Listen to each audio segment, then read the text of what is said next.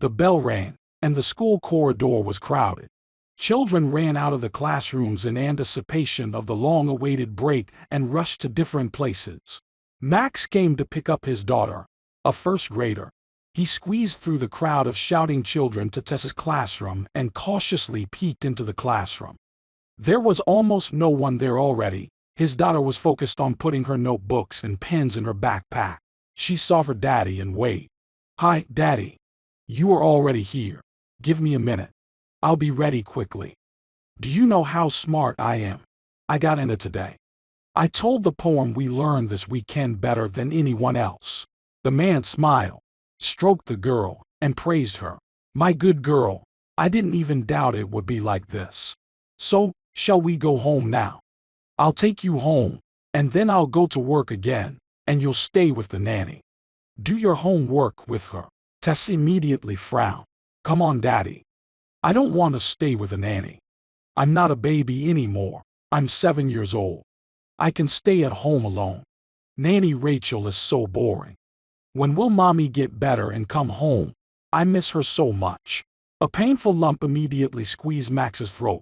The man could barely contain his emotions, exhaled, and forced himself to smile weakly. "Soon, Mom will be back soon. But for now, you'll have to be patient.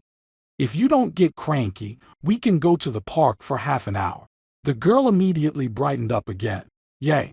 All right, I'm ready. Shall we go? I have a scone in my backpack. I'll feed the pigeons there. Will you buy me cotton candy? I promise I'll eat my lunch at home later." His daughter was talking all the way, telling her father school news, and Max nodded, looking with love and unbearable pain at his snub-nosed little girl walking to the park. But in his mind, he was somewhere else. He was feverishly thinking, "How can I tell my daughter that Mom passed away, that she is no longer here and she will never come home? What words should I choose so as not to hurt the child too much? After all, she is only 7. Her mental health can be affected by the stress." 2 months ago, irreparable grief happened in their family. Tessa's mom, Lisa, died. She was ill for a long time. She spent a couple of months in several hospitals, hoping for a miracle, but the disease slowly took away her last strength, and the woman died, even though she was so young. Max was heartbroken. He couldn't accept the death of his beloved wife, and he didn't dare to tell his daughter the terrible truth. The girl still believed that her mother was now sick and undergoing treatment in the hospital, far from home, and would be home soon. Max realized that it was not right, and sooner or later, his daughter would find out the truth. And then it would be even worse. She would not forgive him for lying. But he didn't know how to tell Tessa the better truth. It was very quiet and sunny in the park. Passers-by were leisurely strolling or chatting on benches. The girl swung a little on the swings on the playground, slid down the slide, and then just ran ahead of her father, throwing colorful, beautiful, falling leaves upwards. It was already time for Max to go back to work, but he looked at his daughter and thought, let her play a little more, have some fun, she can do her homework later. It's not easy for her to be without her mom, but at least she'll be distracted a little. Suddenly, Tessa caught up with a woman walking ahead, who looked like a beggar. The girl pulled her by the sleeve. The woman turned around in surprise. Tessa suddenly widened her huge eyes and shouted joyfully, "Mommy, Mommy, it's you.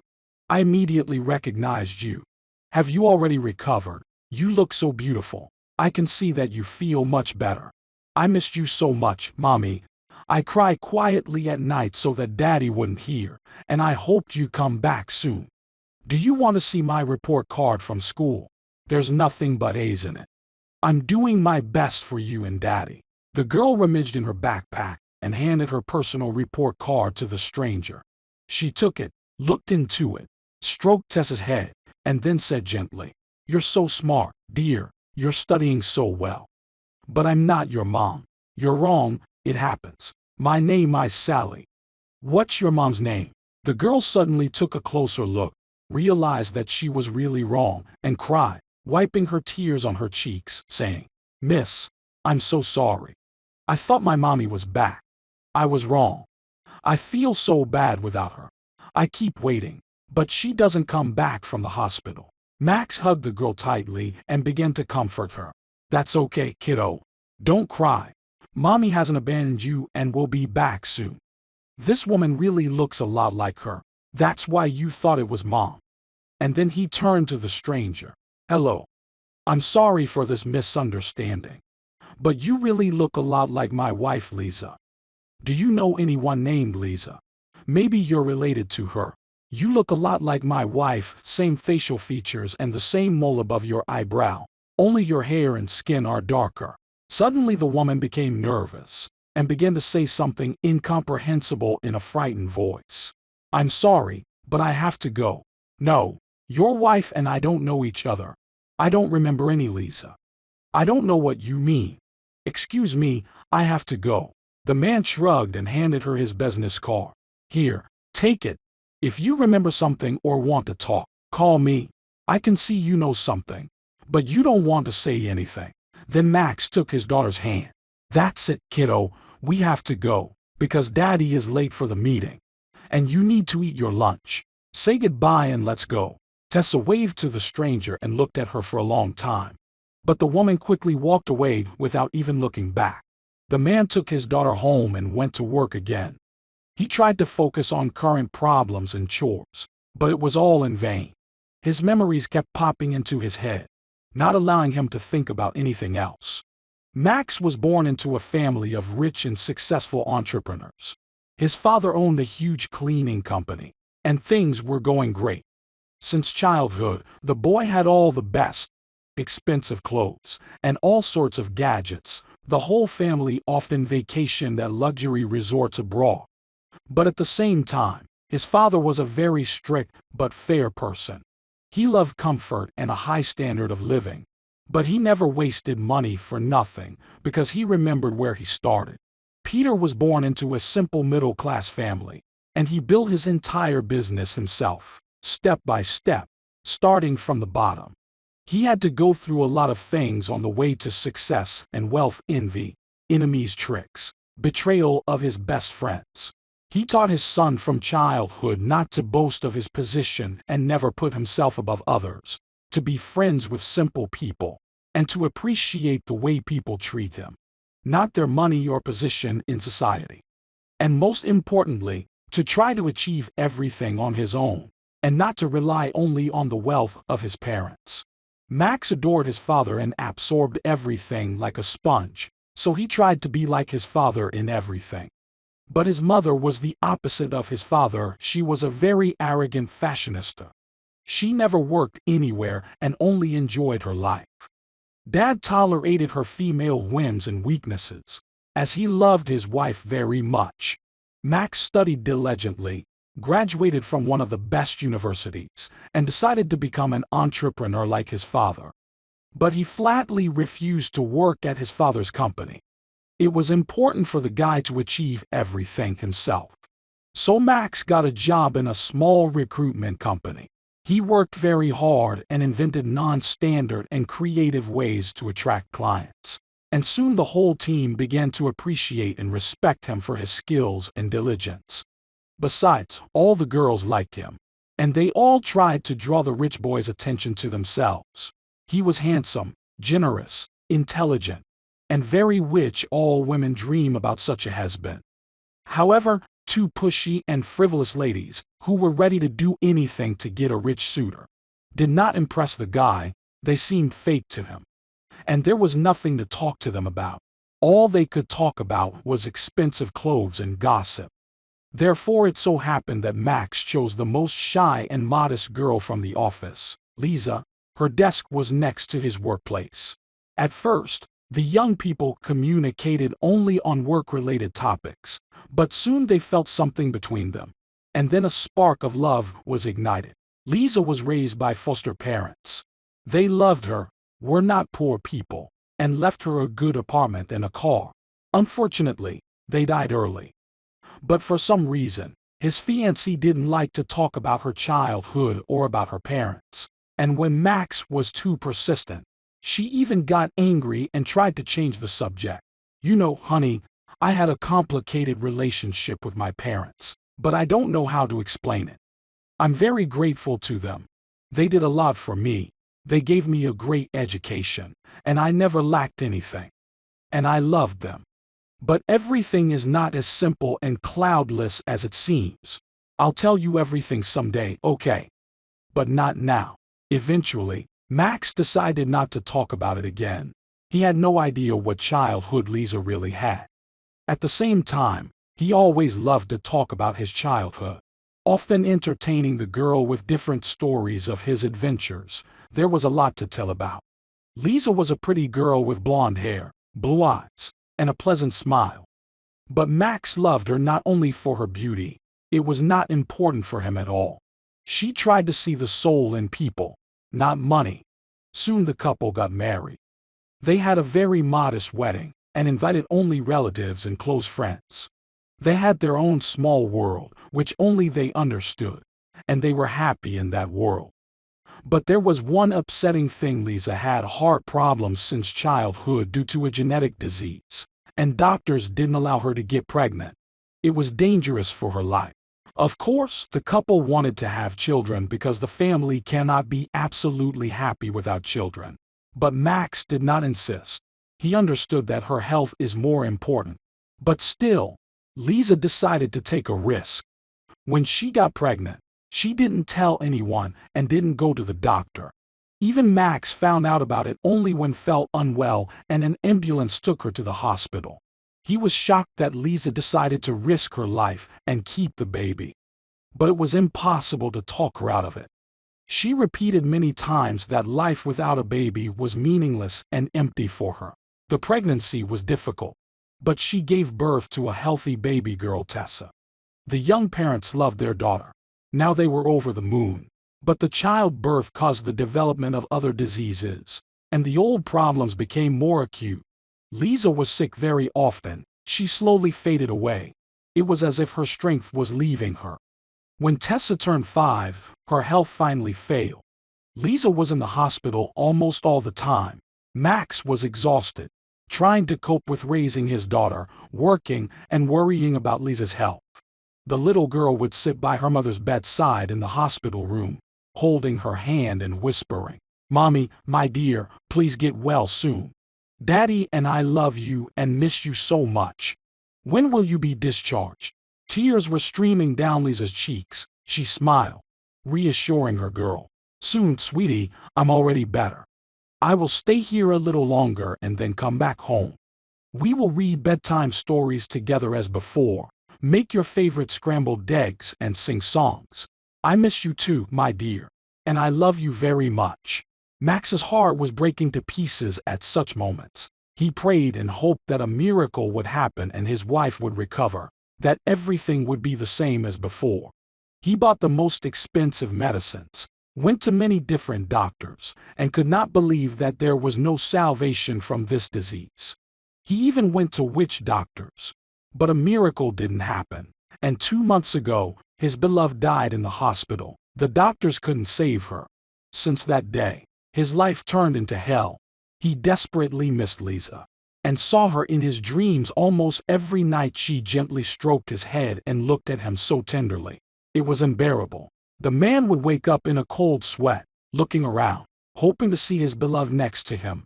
But there was no one there, only a cold silk sheet.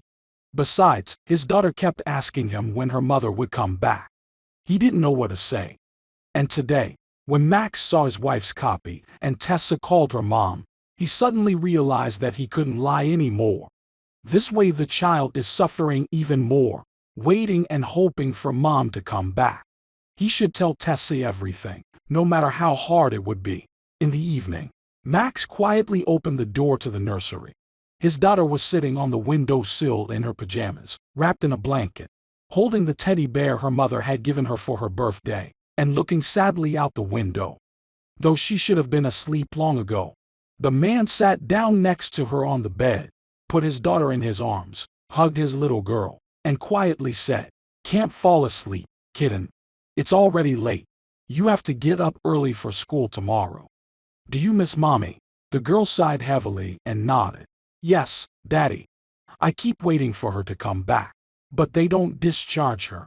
Mommy is very sick. Will she recover?" I feel so bad without her. When will mommy be at home with us like before? Max's heart clenched so hard again that he couldn't breathe for a moment. He clenched his fists, trying not to cry, exhaled, and carefully began. Daughter, sweetheart, I have to tell you something. Something very important. I don't want to lie to you anymore. It's not fair. Mommy is not sick anymore. She doesn't have any pain, because now she lives on a soft cloud in the sky and looks at you and me all the time. But she can't come back to us. But she still loves us very much, and we love her. I feel bad without her too, honey. So bad that I want to cry.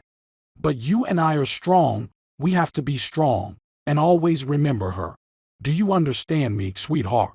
Tessa looked at her father in silence for a long time, and then she nodded, hugged him, and cried quietly. Max also didn't hold his emotions anymore. They were sitting like that for a long time. Embraced, Max stroked his little girl, and finally, he felt a little better. At least now he doesn't have to lie every day. But that stranger from the park didn't go out of his head. Who was she and why did she look so much like his late wife? And what secret was she hiding? She was dressed poorly, almost like a beggar, but neatly. Probably her life was very difficult. And her eyes, the same blue eyes, just like Lisa's. A few days passed. Max was about to go home when his phone rang unexpectedly. The number was unfamiliar. He answered, and a soft female voice sounded in the receiver. Good afternoon, this is Sally. Do you remember me? We met in the park the other day, and your daughter thought I was her mom. You left me your business card then. I lied to you that day, and now I regret it. If you wish, we can meet somewhere and talk about everything. Max got excited and immediately answered, Hello, Sally. Glad you changed your mind. How about we go to the cafe in about an hour? It's always not too crowded there and we can chat in a cozy atmosphere. The entrepreneur was very nervous. He hurriedly finished his work, called the nanny to babysit Tessa, and headed to the meeting place. All these days he could not stop thinking about this mysterious stranger. Max arrived first, sat down at the table, ordered 2 cups of coffee, and waited. Finally, Sally entered the cafe. The man looked closely. She was poorly dressed again, old out-of-date coat, shabby boots, and a slightly oversized dress. Obviously it was someone else's dress, but everything was clean and neat. The girl was young, obviously younger than his late wife, and her face was pretty. Sally was obviously very excited and a little nervous. She said hello, took a sip of coffee, and began to tell her story. You know, Max, I was very confused in the park when your daughter called me mom, and for some reason, I lied to you. But I thought it over at home, talked to my mom, and decided that you have the right to know everything. Actually, I don't just know Lisa. I'm her biological sister. May I ask what's wrong with her? Why her daughter doesn't see her? We've been separated for so many years, and I'd really like to meet her. Is that possible? Max sighed heavily, swallowed the lump that came up to his throat, and said quietly, My wife died a couple of months ago. I just couldn't tell my daughter the truth. I thought it would be better this way. But yesterday I told her everything. Tessa cried for a long time, but she stopped asking questions about her mom. So, unfortunately, you can't see her. I only can show you Lisa's grave. Tell me everything. Why didn't I know my wife had a sister? Why didn't you two communicate? How could that happen? Usually, sisters are very close. Sally cried quietly and covered her face with her hands. I can't believe it. Why am I being punished like this? I thought I could see Lisa, hug her, tell her everything. I've been trying to find her for so many years. But I only found grief again. To help you understand everything, I'll start from our birth. The story is long and complicated, like a thriller. My sister and I were born into a dysfunctional family. Our parents were extremely irresponsible. My father didn't have a job. He rarely worked at construction sites, and my mother had been on maternity leave for as long as I can remember. Lisa was born first, and I was born 3 years later, so she didn't have time to work anywhere. Both Mom and Dad loved noisy parties with friends. They didn't want to think about the future, didn't know how to save money, and didn't want to. It often happened that when my father managed to earn some money, he would immediately buy us a lot of sweets, a lot of snacks, and alcohol, and they invited a lot of friends. But a week later there was nothing to eat at home, and our parents were fighting from dusk to dawn. But despite all of this, we loved Daddy very much. He was very kind. He adored us, played with us. Mom was more strict, but she also loved us in her own way. Lisa was always like a second mother to me, though she was not much older than me, but she tried to take care of me. She and I were very friendly. We shared all our childhood joys and sorrows. When my sister was 8 and I was 5, our parents died. They were driving home after a party. My father was drunk, but still decided to drive a car. They crashed into another car. Death was instantaneous. No one survived. My sister and I cried for a long time. We missed our parents, and we couldn't recover, especially when they took us to the orphanage. It was so hard to find yourself in a cold, gloomy building where everyone was a stranger. We couldn't believe we were going to stay there forever. I followed Lisa everywhere, even to the bathroom. I was afraid of everything. Freddie, the orphanage director, was a very kind old man. All the kids loved him. He promised Lisa that he would do everything possible to get us both into the same family, because sisters are not supposed to be separated. In 6 months some rich family came to the orphanage. But they had special criteria. They needed a blonde girl without bad heredity, smart and clever so that she would look like her foster mom. Lisa was a perfect match for these requirements, but I wasn't. I'm dark-haired. Besides, they didn't plan to raise 2 children. The director tried to persuade them for a long time, but still, they decided to adopt only Lisa. My sister was screaming, crying, holding my hands, and not wanting to let go. I was also very frightened. I couldn't imagine surviving in the orphanage alone. Without my beloved sister, she was everything to me, the closest and dearest person. As a sign of protest, Lisa and I locked ourselves in the storage room and spent 24 hours there, naively believing that then the adults would hear us and would not separate us. And then Freddie lied to us. He said that he had persuaded the foster family to adopt us both, that at first, they would adopt Lisa, and after a couple of months they would adopt me too because they had to get used to us gradually. My sister and I were just kids. We trusted him. What else could we do? When Lisa was taken away by her foster parents, I ran after them all the way to the gate and begged them to take me too. And then I cried for a long time, screaming loudly. I remember that when Lisa turned around, she was crying too and shouted, "Don't cry, my dear. I'll find you and take you away from this place. Trust me." Then I withdrew in myself. I hardly spoke to anyone. A month passed, another month, but no one came for me. I could not believe that I was betrayed and abandoned forever. I kept sitting at the window every day waiting for my sister. Soon I got sick. So sick that I couldn't get up at all. Probably it was because of constant stress because I was desperately longing for my sister. I couldn't believe that I had been betrayed and abandoned. I couldn't even eat anything. I vomited immediately. They took me to the hospital for treatment and examined me, but they didn't find any serious illnesses. I was just lying there, turning my face to the wall, and I didn't even cry anymore. I whimpered like an abandoned and in-needed puppy. There was a boy in the same ward, Danny, who was 5 years older than me. He tried to cheer me up, to talk to me, told me a lot about himself, about his family, that he lived with his mother and loved her very much, that she makes delicious cakes. But I couldn't hear it. Someone loved every child. Someone needed every child. But nobody in the whole world needed me. It was so frustrating. Was I worse than all the other kids? One day his mother, Amy, came to Danny's room. She was an ordinary, middle-aged, overweight woman with chubby, rough hands and such tender and kind eyes. She was the one who gradually brought me back to life. At first, she was silently sitting on the edge of my bed and stroking my shoulders. But I didn't react. I just didn't trust people anymore. The next time she was no longer silent. At first she stroked my head and then she started talking.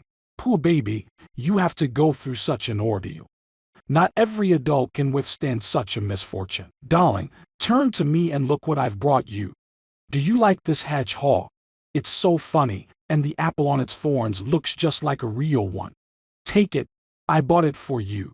I turned around because it had been so long since anyone had spoken to me so gently. It was so nice.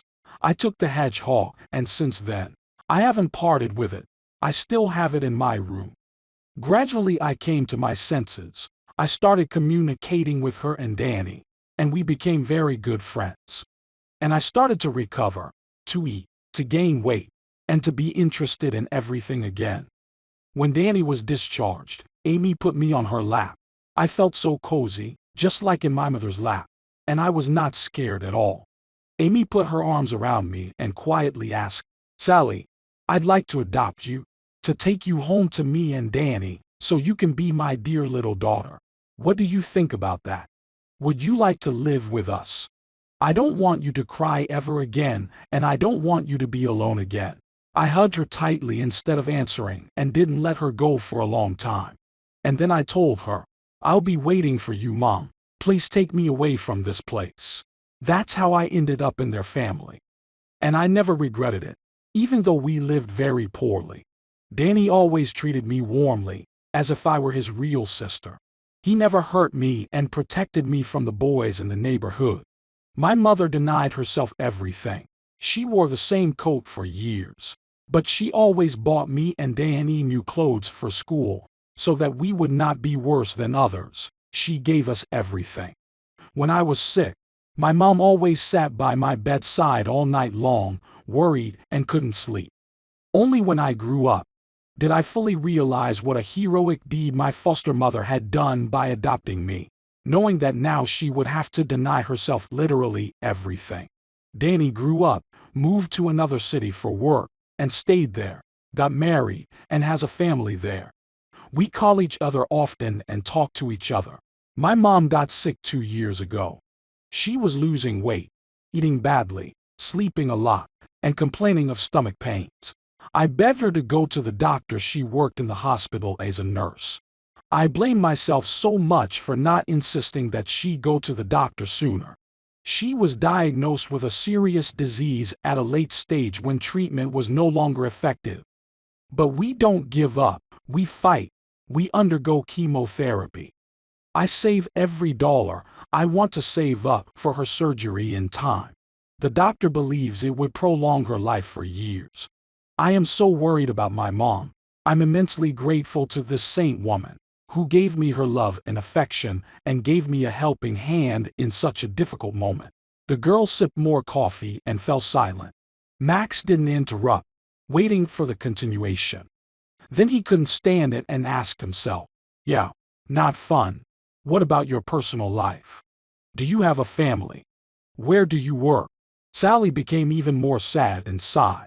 I finished medical courses after school, and now I work as a nurse in a hospital, like my mother. And my family.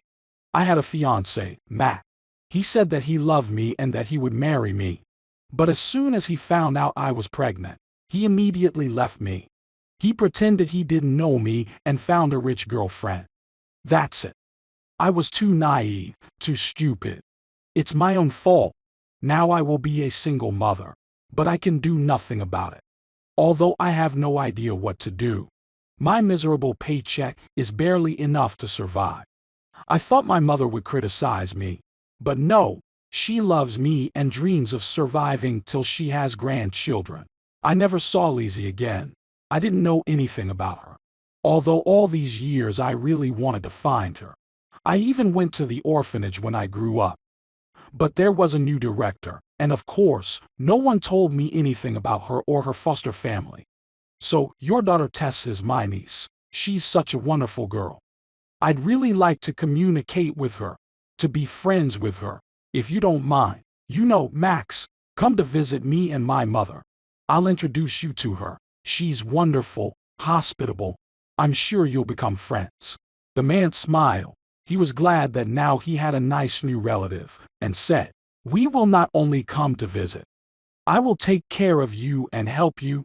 After all, we are family. Lisa's sister is not a stranger to me. So give me your address and wait for me and Tessa this weekend."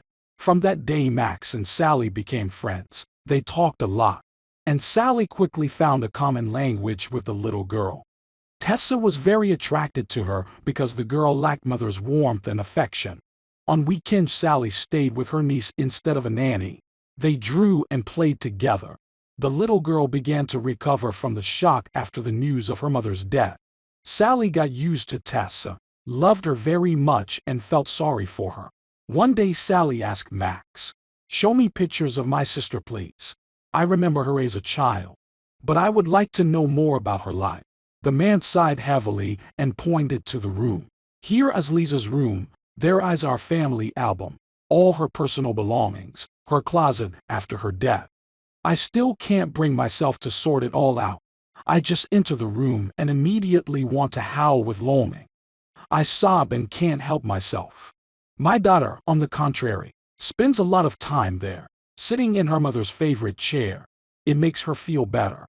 And you, if you want, you can take anything you like or need. I don't mind." Sally carefully opened the door and stepped in. She looked around, sat down at the table where the album was, and began to flip the pages one by one, admiring her sister. She grew up and became a beauty. Indeed, as the sisters got older, they looked even more like each other. Lisa was so happy and cheerful on all the photos. Sally stroked the photos and quietly cried. And then she saw another album on the shelf. She thought there were photos there too. But no, it turned out to be Lisa's diary. It was old and tattered. Sally couldn't resist and began to read every line, because it was very important for her to know how her sister lived and what she was thinking about. "It's my birthday today. I'm turning 15. Everyone congratulated me. My parents invited a lot of guests. We will celebrate. Dad gave me a new expensive phone. I'm glad. But this is not the kind of gift I was expecting. I have only one wish: to find my sister Sally. I begged my parents to let me visit her at the orphanage. Maybe she was adopted too. I feel so bad for her. I'm older than my sister, so I'm responsible for everything. 5 years ago, the director lied to us so brazenly and shamelessly, promising that they would adopt me first, and then they would adopt Sally. Even though he knew from the beginning that this would never happen. I was so stupid. I believed it. I just left my little sister alone at the orphanage, and I promised her I'd take her away from that hell. I can't even imagine how she's suffering. I guess she hates me. I live in a rich family. I have everything I want, but she stayed there, in a place full of strangers. I don't understand my parents. Why didn't they want to adopt my little sister? They won't let me see her, and I don't know why. I don't know how to talk to them. Sally, honey, I miss you so much. I would easily give away all my presents right now if they told me we could meet." Sally sobbed as she read these lines. So, Lisa always remembered her too, worried about her, missed her. Lisa didn't write something in her diary every day, but wrote down only the most important events, probably when she wanted to talk about it. A couple of pages later, another interesting thing caught her eye. "I'm marrying Max today. I'm so happy. We love each other. I believe we will live a long and happy life. And my most cherished wish will come true. I'm afraid to tell my beloved about my little sister. I'm afraid that he will not understand me, or he will judge me for leaving her in the orphanage. But it's not my fault. Max doesn't know anything yet. But after the wedding, I'll go to the orphanage myself and try to find out something about Sally. I'm so worried. What if I will find her? It would be such a blessing." After a few more pages, Sally found another note. The handwriting was uneven, some of the letters blurred, and it was obvious that Lisa had been crying when she wrote these lines. All in vain. The orphanage director died a long time ago, and another person replaced him. I never managed to find out anything about Sally. Why? Why did fate separate us for the rest of our lives? My parents are dead, and I have no one left except Max and my daughter. But I don't want to hurt my family, so I can't tell them everything. But I want to talk to my sister so much. If you only knew how much I suffer without you, my dear. My disease has now worsened. After childbirth it is getting worse. I suffer from shortness of breath. My lips turn blue, and my heart seems to stop. But I don't tell anyone about it. I know Max will panic. He's very worried about me. He tries to persuade me to go to the hospital again. But I hate hospitals so much. And I'm worried about my daughter. If something happens to me, how will my poor little girl live without her mom? Sally, sister, I miss you so much. If I only knew where you were, I would fly on wings and hug you so tight. And the last message was a month before she died. This is probably the last time I'm writing. I feel very bad. I can barely hold a pen in my hands. Tomorrow I will go to the hospital again. My husband believes in miracles and in the great professors, but I don't. I feel I don't have long to live. I dedicate this letter to my most beloved people. Max, my love. You will always remain my only love. Remember that you are the best husband and daddy. When you read these lines, I will be gone, but I want to tell you a lot of things. Don't give up. Take care of our daughter, Tessa, protect her, and always be there for her. She is our most precious treasure. If someday you will meet and love another woman, I will not mind, though it is not easy for me to write these lines. The main thing is that she should love Tessa sincerely. And most importantly, I inherited very expensive jewelry, coins, and a lot of money from my parents. Here's the code to the safe deposit box where you can get it all after I die. I never touched this inheritance and did not tell anyone about it, because I was always a little offended. Why would I need all this money if they separated me from my sister? I dreamed of finding my sister and giving it all to her. Every last dime of it. And that's the least I could do for her. But I guess I won't be able to do that. I won't have time. It's so scary to realize that I'm going to die. I want to live, raise and love my daughter, my husband, my dear, my family. I love all of you so much, and I don't want to part with you. I can't write anymore. The tears don't let me. They drip right on my diary. Sally didn't even notice that she was sobbing. It was as if she was experiencing all of Lisa's suffering. Max was standing behind her, and he was reading everything over her shoulder too. A tear rolled down his cheek. He said quietly, I knew that Lisa had a diary.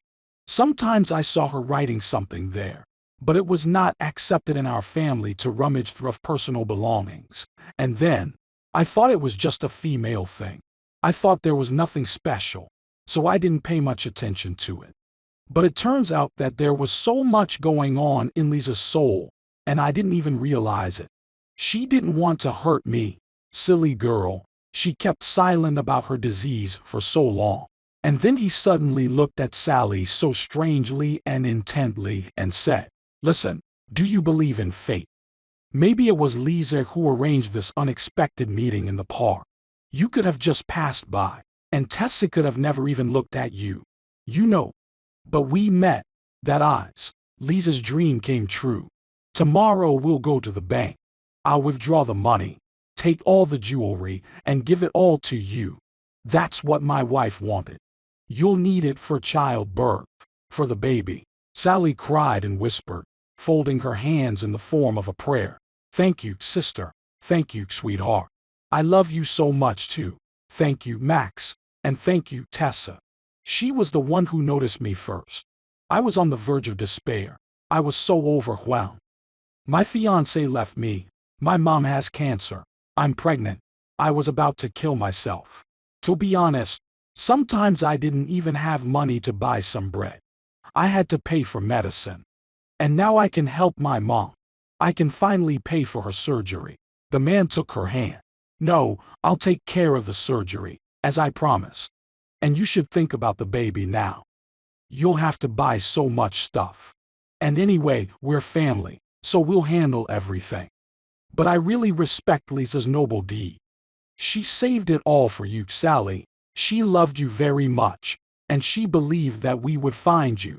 That's worth a lot. You know what? Let's go to her grave tomorrow.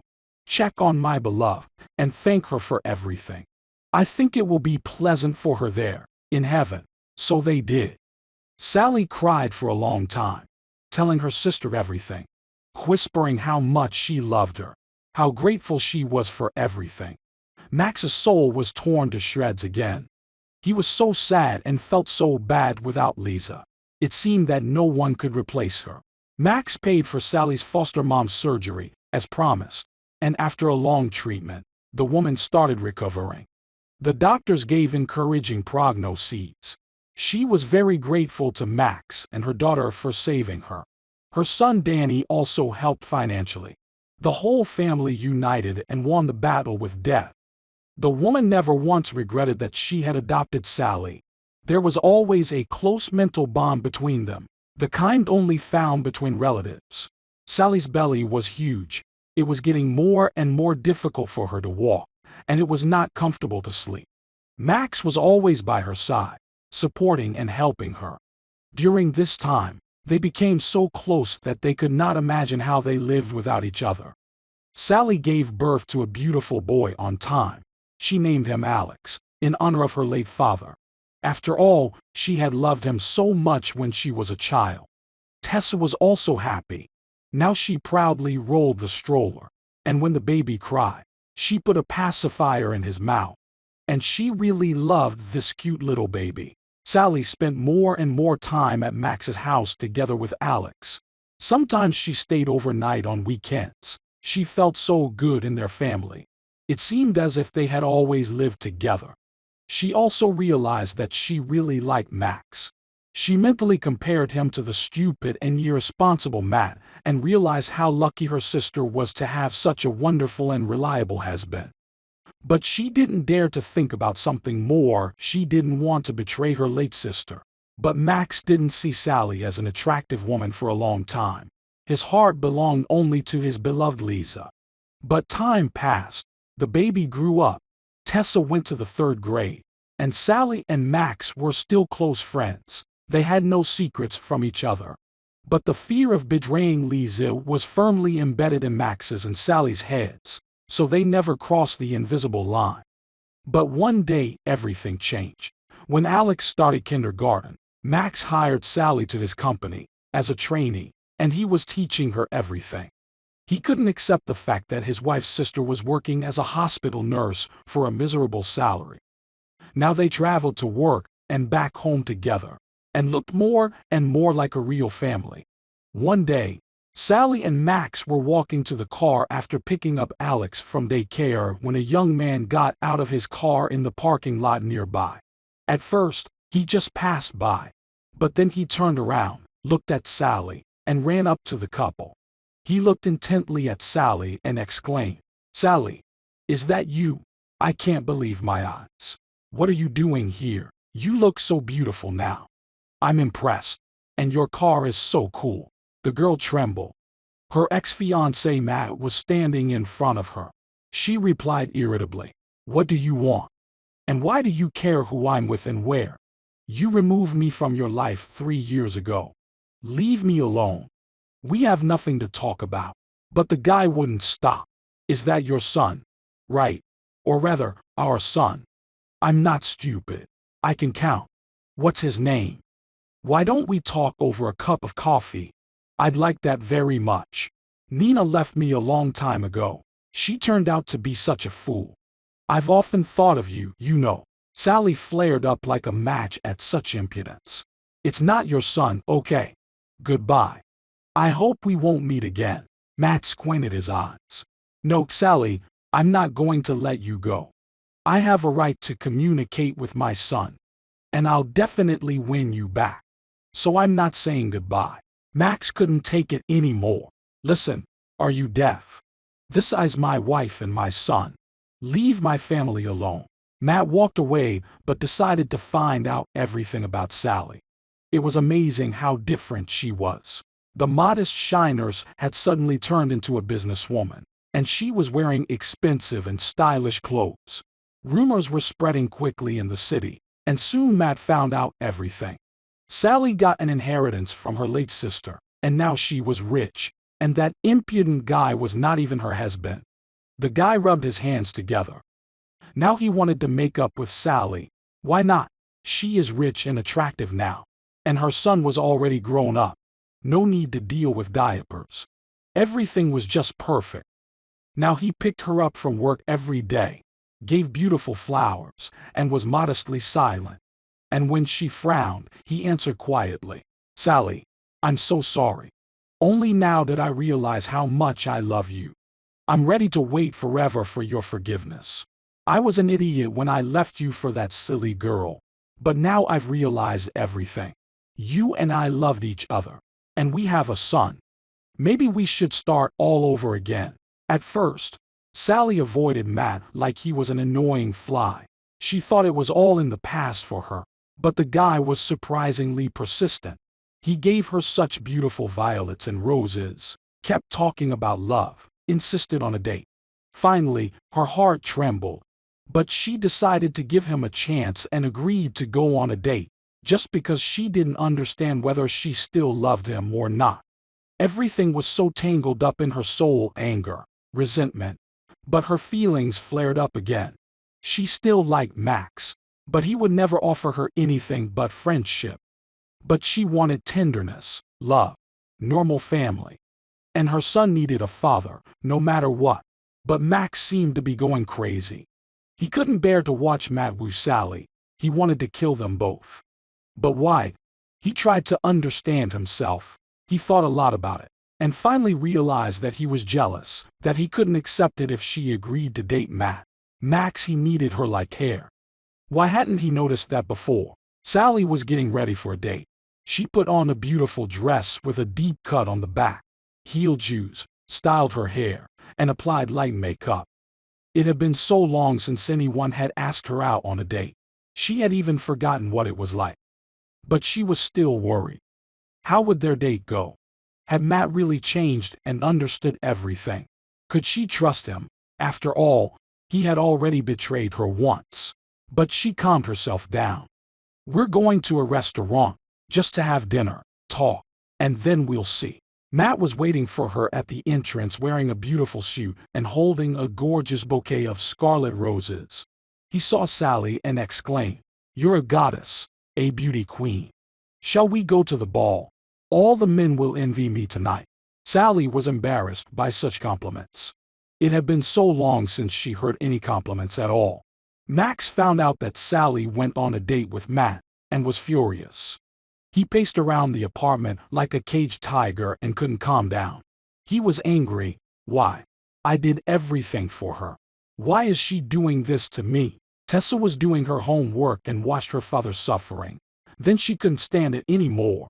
Walked up to her father and said, "Daddy, can I give you some advice? If you don't do something, we will lose Sally. Is that what you want? I love her, you love her too, so why are you letting her go?" Max looked at his daughter in surprise. "But what can I do? Should I tie her up with ropes?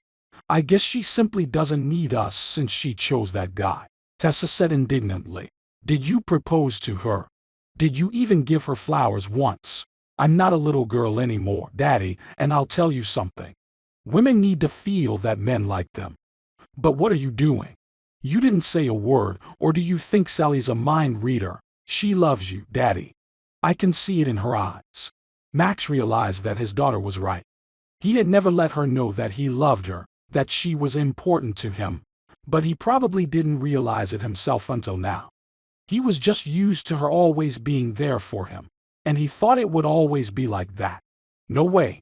I'm not going to lose her. I'm going to go and tell her everything right now. And I'll make sure that Matt never appears in our life again. Max thought and got ready to go. At first, the evening was going brilliantly. An expensive restaurant, nice music, champagne, and delicious meals. But the more Sally talked to Matt, the more disappointed she became in her suitor. He never once asked about her son, and when she deliberately started talking about him, he immediately made a bored face and gently changed the subject to a more intimate one. He kept hinting at intimacy, and the drunker he got, the more wild he behaved. When he invited her to dance, he started touching the curves of her body and tried to kiss her. Sally felt so uncomfortable and disgusted. She realized that her ex had not changed at all. He was just playing the right role, and he only wanted to possess her, nothing more. Sally looked at him and missed Max more and more. She thought about his deep, tender gaze. All that she wanted to do right now was to immediately leave. Finally, she stood up and said firmly, "I'm sorry, Matt, but I realized that our meeting was a mistake. I don't love you anymore. I'm sorry." And then the man showed his true face. He smiled tensely and replied in a cold voice, "No, Sally, that's not what I expected. I spent the whole month wooing you. I almost bankrupted myself buying you those stupid flowers. Who's gonna pay for it? I didn't spend money on you all this time so that you just walk away now. Don't be stubborn. You were more nice before. You jumped into my arms yourself. Come on, sweetheart." Sally walked out of the restaurant, saying, "I was so stupid. How could I believe that you changed?" Matt was furious because he had expected a pleasant continuation. He didn't expect all his efforts to be in vain. He followed Sally, caught up with her, and grabbed her arms, hugging and pulling her closer to him. "Oh, you smell so good. What's that perfume? Come on, don't resist. You can't escape anyway. Let's go to the hotel." Sally was very frightened. It was already dark, and there were no people around. She tried to break free and shouted, "Get away from me. Leave me alone. Somebody help me." And then Max appeared as if out of nowhere. He saved Sally and hit her offender, saying, "I guess you didn't get it right last time. She's my wife. Never bother her again. If I ever see you near her again, you'll end up in a wheelchair." He hugged Sally and took her to the car. The girl was crying, clinging to Max. She felt so good and comfortable with him. She finally realized that he was the dearest man in her life. In the car, Max put his hands on her face and said, looking into her eyes, "I was so jealous. I almost went crazy. I didn't even think I was capable of doing such a thing. Sally, I suddenly realized that I love you deeply, truly, like I loved Lisa. I want you to be my wife. I want us to be together until our last breath. I will never let you down again, my love." Finally, Sally heard the special words she had been dreaming of for 3 years. She couldn't even believe it, but she asked anyway. "I've loved you for a long time too, Max, except, what about my sister? Aren't we betraying her now?" Max replied quietly, "You know, I think she'll be happy for us. You love Tessa, and she loves you, and I love Alex. We are a real family. That's what Lisa asked for in her diary, remember? We need to let go of this false sense of guilt that torments us and just move on. We need to enjoy our lives, cherish every minute we spend together. You know." Sally nodded. "You're right about everything. Thank you for coming into my life, and for bringing happiness and love into it. I never dreamed of such a life. And Lisa, she will remain my dear little sister in my memory forever." Max and Sally began to kiss passionately. Their hungry bodies and souls literally burst into flames of love. Surprisingly, on that special night, when they slept in each other's arms, they had the same dream. Lisa looked at them, smiled, and sent them an air kiss. She whispered, "Be happy." And then she sailed off into the sky again. Max and Sally were surprised in the morning when they told each other the same dream. It was hard to believe it. Max philosophically remarked, "I think Lisa has blessed us, so she's not angry. Now everything will be fine for sure." Suddenly Tessa's voice came from the kitchen. "Daddy, Sally, where are you? Isn't breakfast ready yet? I'm actually late for school. And Alex is late for daycare. Or is it okay not to go anywhere today?" Since that day, it seemed like Max revived. He felt like a real man again, strong, brave, standing at the helm and steering the family ship. But he always remembered Lisa and kept the bright memories of her deep in his heart.